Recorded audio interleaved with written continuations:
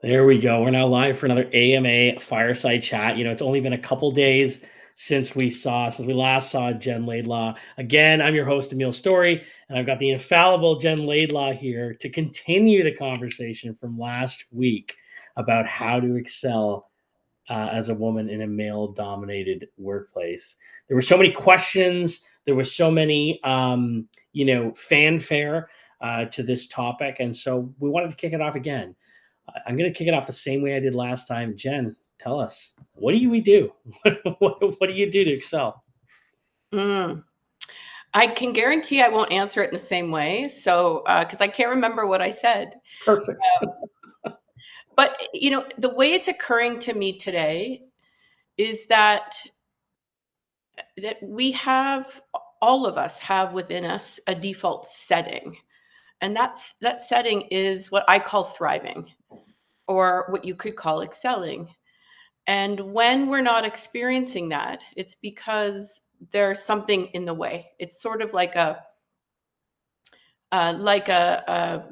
body of water that is beavers come and create a dam. The only thing in the way is the dam, and then once that's released, the water flows naturally. And that's really who we are. It's how our internal operating system works. We are designed to thrive. And so really it is about getting curious about, if I'm not experiencing that now, what's in my way. And what the good news is that it's within us. It's the state of mind we're in, which means that we can change that. And we are taught that we have to go out and change all the people out there and the workplaces. And for sure, there's good work that has to happen. But in your own personal experience, the only thing that you need to do is really get aware of and be able to discern what state of mind you're in. Because what we're seeing particularly in people who are predominantly in the system that was designed for them, they're just naturally able to access that sort of state of mind that is clear and powerful, creative, innovative, confident. We all have it, but when we're in a more predominant state of fear or worry or anxiety or stress or scarcity, then that is blocking that experience of thriving. That's such a good thought process. And you know what? It's funny. I love your analogy of the beaver dam. My take of the same analogy is, imagine there's someone throwing, it's a river, and imagine someone's throwing stones in the river, and these stones kind of block the flow. And of course, if the flow is running smoothly, everything's running smoothly. If it gets blocked up, then our protocols start to fall out of place, and we're not operating at our best, basically. One of the things that you just said I thought was really, really interesting was the system was designed for them, for people wherein the system was designed for them. I think in reality, like that, even the title of this, how to excel as a woman in a male-dominated workplace. Is it safe to say that there's a big semblance, or you have a big feeling, towards the idea that the system is built for a male-dominated workplace? Yeah, I mean, I think that we can point to a lot of evidence that suggests that the workplace was designed at a time when predominantly men were entering into those spaces, and there was a system to support them. And typically, they had wives that were at home that took care of kids, and we lived in geographical systems where we weren't commuting 2 hours a day. So there's lots of evidence to suggest that that's the case. And there are a lot of experts that are working on creating systems that are meant to include everyone in order to get the best talent to run that workplace in the most profitable way. And while that is absolutely really important work, it can be very distracting for the individual person to be looking in the direction of inequity, to be looking in the direction of things are wrong, things are a problem, and feeling that I need to go and change those things before I can get what I want. And the work that I do is to show leaders that in fact that's not the case. The focus is within, not without. And when we make that shift for our own life, we immediately remove the blocks and we experience flow. No, that resonates quite largely. And you know what? It made me think of this monumental question. So, um, you know, I feel like I've heard this before. Obviously, I haven't experienced it, so I can sympathize, but I certainly can't empathize. But what advice would you give to, say, the aspiring leader or a current leader who, is a female and is going through, say, pregnancy or child rearing, that kind of thing? And what kind of advice would you give them around, really how to manage it all? Well, I wouldn't give them advice. That would be the first thing, is that I would want to work with them on helping them to get back in touch with where their predominant state of mind is. And the way that I support people is to help them see, first of all, that they have a mind. That is often something that people are like, what? Yeah, of course I do. But we are taught that our mind is us, and it's not. It's a computer that is running programs, and those programs are running from either a clear and powerful state or a more distorted, fear based, compromised state. When we can see that that's what's happening and that our experience is being created from one of those two states, then we've got the power to start to work more often from a clear and powerful state. And certainly that would do you well regardless of who you are.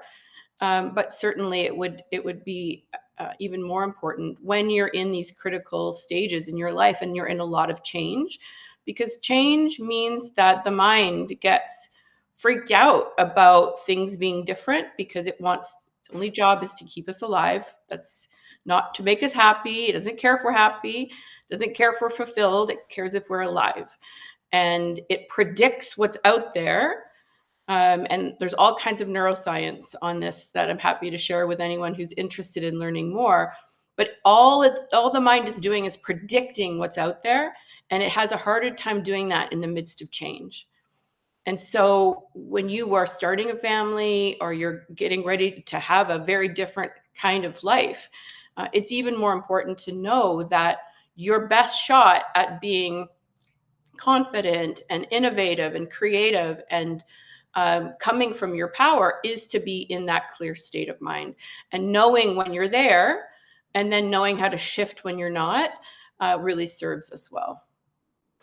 So it's kind of interesting. The first thing you said is, "Well, I wouldn't give them advice." And the thing that like flew up in my head is, I was like, "Oh man, does that fall in my thought process? Did that fall under the category of mansplaining?" Right? I had a little bit of an internal chuckle there for a second. I wouldn't give advice. I would instead give support. That is monumental. That's I mean a huge a huge It's angle to common, take. right? It's common. I mean, it's the reason why we buy all the books that everybody, they come up with a system that works for them. They write a book about it. We buy the book, we try the system. It works a little bit, but it's never going to work for us the way it worked for them.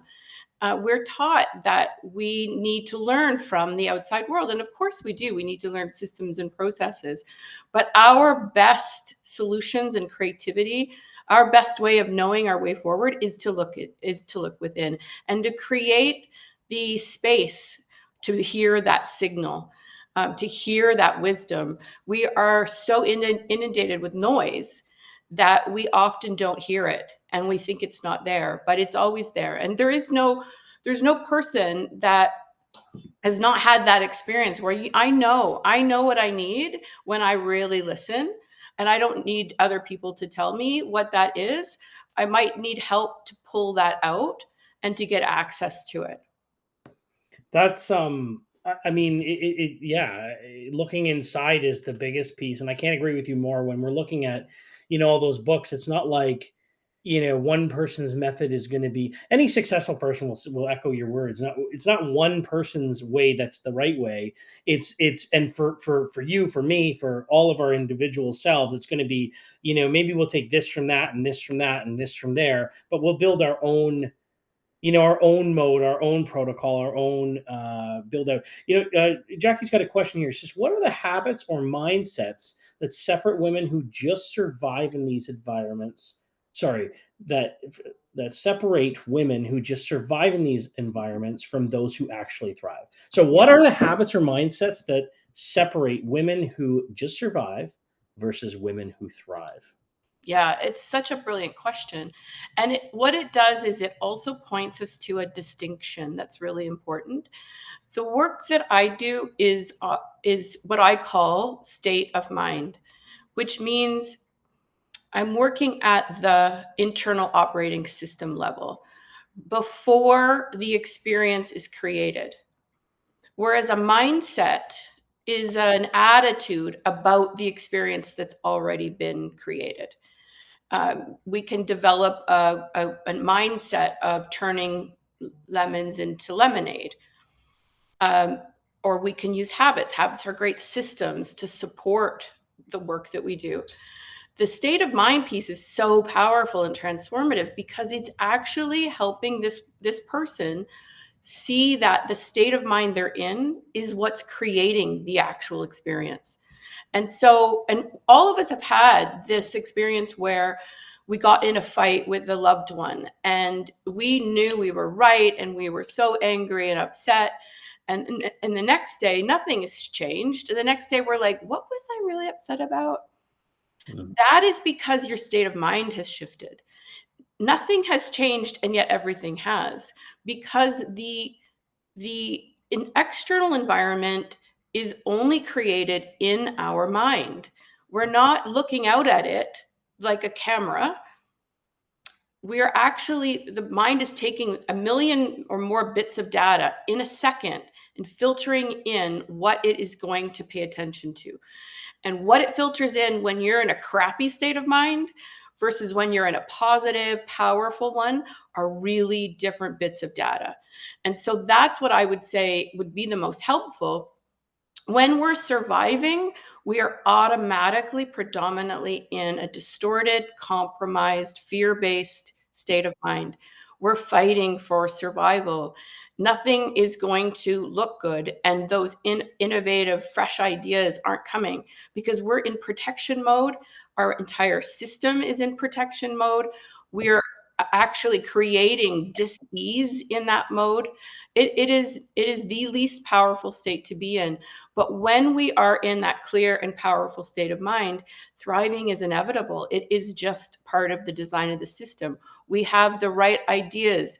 We would call that flow. In flow, or if you're an athlete, you'd call it maybe in the zone, where you have access to knowledge and experience, and you've got access to like these fresh ideas that come up, and you can just respond in the moment.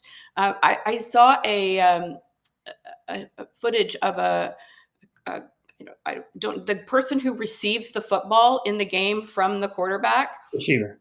receiver, and he caught the ball, and as he was about to turn, they were coming behind him, and he jumped up blindly, and they went underneath him, and he came down. That is flow, right? So you're combining what you know, your expertise, the talent, everything that you have built since you were born, with this really natural way of responding and reacting and creating what you want. It's incredibly powerful. We know when we're in it, we're less able to discern in a sort of proactive way. And so I think that's really what the opportunity is for people. So here's a cool question. I feel like that everybody can resonate with. Lord knows I can. Um, I mean, we all get into those funks, those distorted funks, right? Um, let's call this a bipartite question. Part one: how do we evade those distorted funks? And B or two: how do we maintain or stay in that zone. What are some tips, tricks, advice that you would give? Yeah, I think that the thing is that the the default state is the powerful clear state. So there's no getting to it. So that's the first distinction. It is who you are. And you can see it in any baby when they're early after being born, when things are okay for them and they have their needs met. They're curious and open and interested. That's who we are. So it's a matter of noticing when we're not there, accepting that we're not there, knowing that what it's about is simply a state of mind. It's not that anything bad's happening, and allowing ourselves to get back into the present moment, because it means we're in our head, we're thinking, we're analyzing, we're judging, we're planning. Allow us to get back to the present moment, and from there that state of clarity just emerges. It happens very naturally. It literally is just getting out of our own way and being really graceful about it, because what the leaders that I work with, the most likely thing that happens once they learn about this is that they start getting hard on themselves about, and they want to be in that clear and powerful state all the time. And that's not how we were designed. We were designed to experience life as humans. And so Yeah. it is really getting playful about it, really getting less worried about it, because you know now that all of that power is within you. So, so you would say that, like, if we're specifically giving women advice, would you say that it really starts with the proper mindset and maintaining that mindset? Yeah, absolutely. And learning about how to discern when you're in a powerful state, when you're not. And the easiest trick is that it's all in how you feel. We were taught that emotions are these big, scary things, but they're not. They're literally alarms. They're signals to let us know which state we're in. So when we start using our feelings as this, in the same way we use our gas gauge, then we're incredibly powerful, because when that gas gauge goes off, we're not saying, oh, get rid of the gas gauge because I'm sick and tired of it coming on. We're like, oh, I need gas. Good to know. And that's how it is with our feelings. So when we're feeling, like when we think about the two states of mind, clear and powerful, that is optimistic, hopeful, confident. When we're in that more distorted state, it is worried, anxious, fear-based. So when you're going into a meeting that's really important to you, I'd start with going into a meeting that's not important to you and then testing that out. You could go, as you're walking into the room, you can ask yourself, how do I feel? What do I expect out of this meeting? Because if I'm going in expecting that I need to protect myself, that there are people in the room who are going to be after me, that I've got to be really like careful and cautious, that's the state of mind that I'm in. So I'm going to be looking, and that mind is going to be filtering in all of the threats, versus giving myself a minute, asking, what do I want from this meeting? If this meeting goes well for me, what is going on? People are listening to me. They're respecting me. I have good ideas. I share them openly. We came out with a great solution. Walking into the meeting with that state of mind is going to pay off every single time. Yeah, you kind of touched on that last time we chatted, which I love that piece there, because I scribbled down this question. As you know, I always take notes. Scribbled down this question: what advice do you have to give to the person who's in a distorted space who has a meeting in 5 minutes? And I love that you kind of just answered that question intrinsically by saying, just take a minute to yourself first, look to reset, think about what's happening, manage your expectations, and then walk in. There's a really, really cool question that just came through. What role do male allies really play in changing the workplace culture, and what's the most impactful way they can show up? Mm, such a great question. And, I think I would go to so many different answers. I prefer gender partnership. I think that is the role that men have to play. That's the opportunity, is to partner. Ally feels like I'm doing it for you. Partnership feels like I'm showing up because I know that when we are in an environment where we both get to thrive, that I'm going to benefit as well. And so is my son as much as my daughter. So I like the idea of inviting everyone into that sort of shared partnership.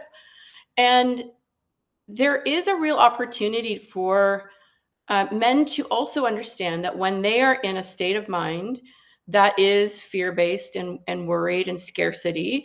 It happens. Exactly. And so when they are in that state, they are the thinking that they have is generated from that those set of programs. And so they're not going to be as generous. They're not going to be as equitable. And it's not because they don't want to be, it's because they're in that fear and scarcity sort of mind. And so the work that I've done with a lot of senior leaders, many CEOs, has actually helped them to become more inclusive in the way that they lead, just not because that was the goal, but because they spend more of their time in a clear and powerful state of mind that is naturally curious and listening differently and watching for that sense of belonging in a room, looking to create psychological safety, wanting everyone to have equal opportunity to participate, and just far more aware. And so that really is a huge opportunity for everyone to come together and support each other to take responsibility for the state of mind we're in when we're especially when we're co-creating together. And when we've got that knowledge, we can actually support each other and identify when people are in a more compromised state of mind that maybe we need a break, maybe we need to step away from the conversation, let people kind of reset and come back to it with a more powerful state of mind. I think the reset button is huge. I honestly do. There's, even in my own life, I think about it. I'm a relatively emotional man. I find that sometimes when emotions start running hot, and I really mean this in the connotation I mean it. When we say emotions run hot, that could mean good or bad. But in my case, when my emotions run hot in the bad way, my best way to deal with it is to extricate myself from the situation, reset for a second, put back on the right hat, in other words, or right lens, and kind of go, oh, you know what? Think about what angle or direction they may have meant that would have been positive, and go in and try and dig deeper. And we did talk about this as well in the first session, where it's like, people generally are coming from a good place. So if we can take ourselves out of it, reset to think that, they're probably coming from a constructive place. We've got to come in with that, and then go back in and kind of dig deeper. And if they're still being negative or distorted, we can dig into that further and really try and pull out the positive, fruits from the conversation, so to speak. There's another question that came through. What are some practical ways to turn frustration or exclusion into motivation or momentum? That's a Turn really good one. what were the words? Turn frustration or exclusion. So, I mean, picture this. I'm reading the question. Picture this. You walk into the workplace, you're excluded, and maybe that's causing some frustration.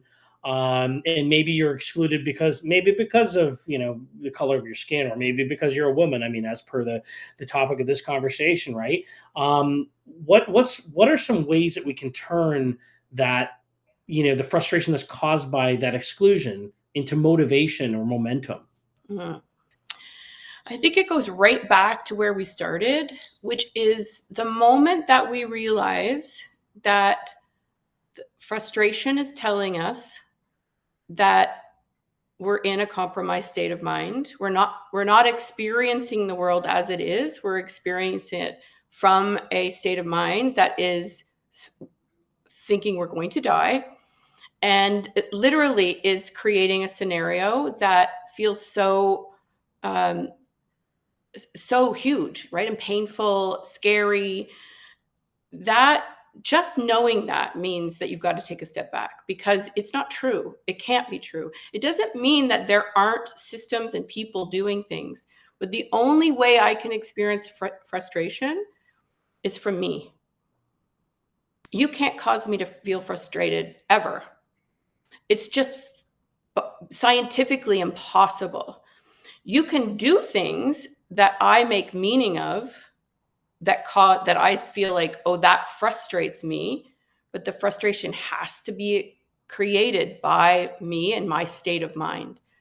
And so once we see that, then we have power, right? So um, it is an indication that you're in a threat-based situation in your mind, and that nothing good is going to come from that. So even if there is an actual issue that needs to get addressed, you don't want to be thinking about it from that state of mind, because nothing powerful will come from there. So you want to get your space, get a sense of being back in that clear and powerful state, and then look at it again. Because then if there is an issue, you're going to come up with solutions, you're going to come up with ideas.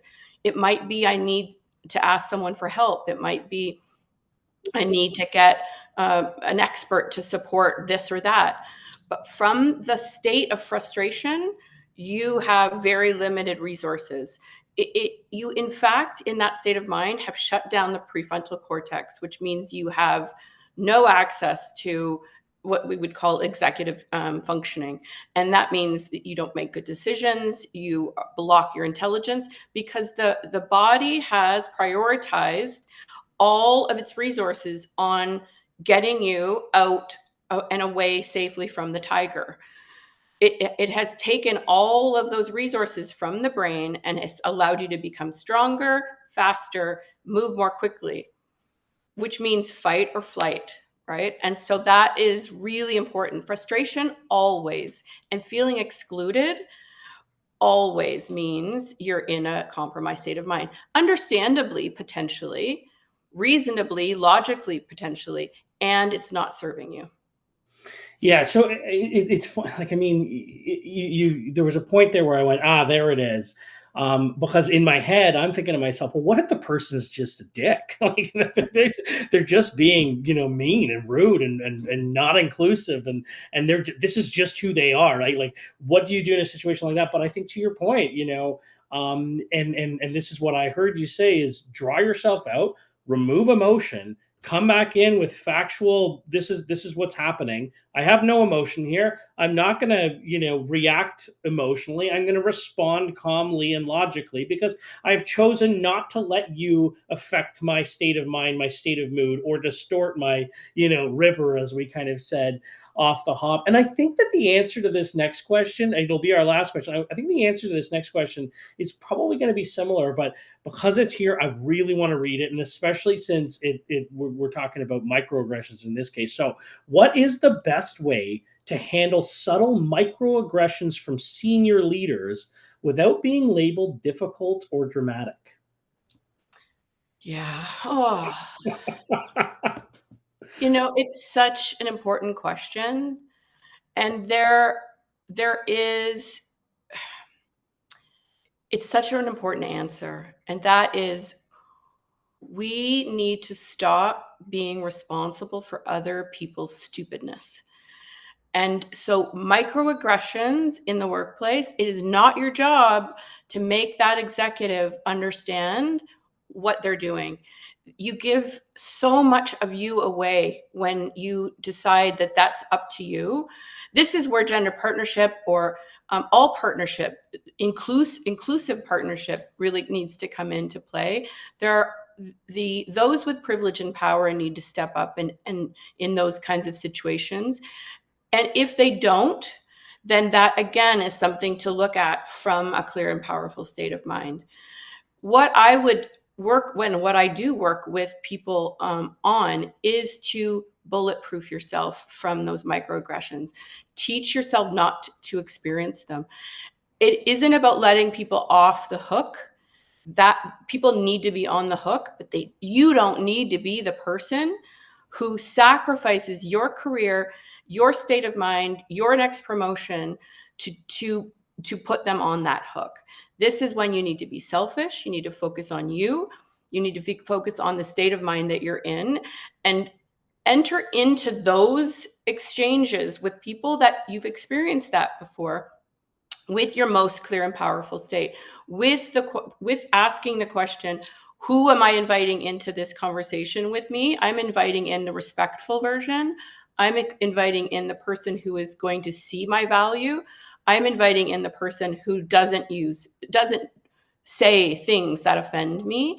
And that's what I'm going to watch for. And that's what I'm going to look for. And that's what my mind is going to filter in. And all the other stuff, it's going to filter out, because I'm worth keeping my state of mind, my nervous system, and my confidence, my intelligence. I'm worth keeping it in the room with me in this moment. Strong and proud. I mean, that's like the chin up, strong and proud. You know what? We're gonna push over for a second, just a couple more minutes, and the reason is I'm going to ask this really poignant question, and it's a hypothetical situation, but I feel like it's one that has been that the world has seen over and over again. So we're going to use the woman in a workplace, but we can change woman with marginalized person or the like.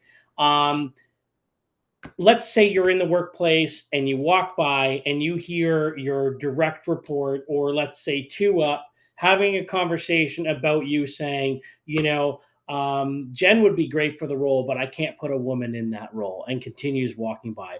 What is your recourse? What is your response to that situation?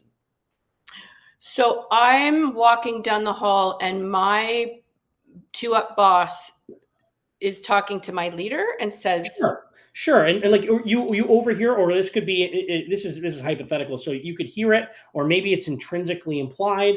But the idea is that the implication is, I'm not going to put Jen in the role because she's a woman.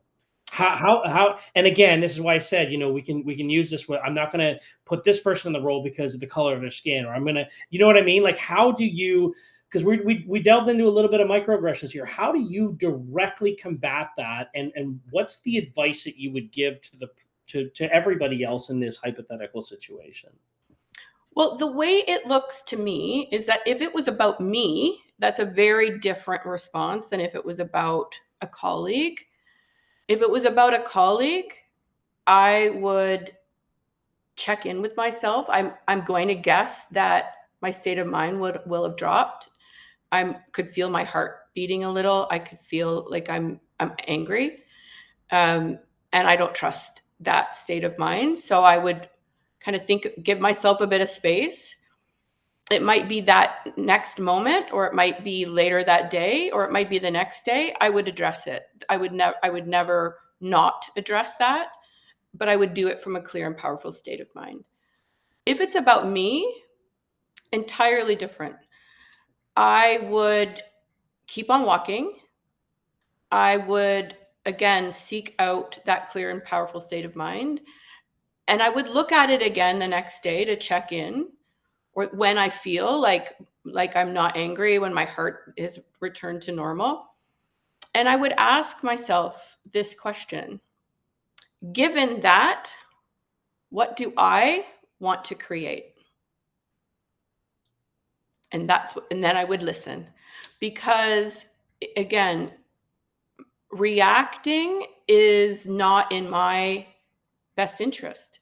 Creating will be. And that may be, I'm going to go and have a conversation with that person because they need to hear from me. It may be, thank you very much for that information, because now I know what I want to do with my talent and with my attention. It may be all kinds of different things, but for me, I would not focus on reacting, fixing, changing.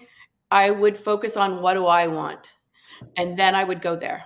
What do I want to create? I mean, that in and of itself, that says so much. And you know what's funny? This wasn't a discriminatory thing on my side, but I've had this happen personally, just the same, where I was a party to a conversation where I overheard it, and it was about me, and it was literally preventing me from a role. Mm-hmm. And weeks later, I actually ended up getting promoted, and things worked out in my favor. But to your point, what did I want to create? I wanted to create a change.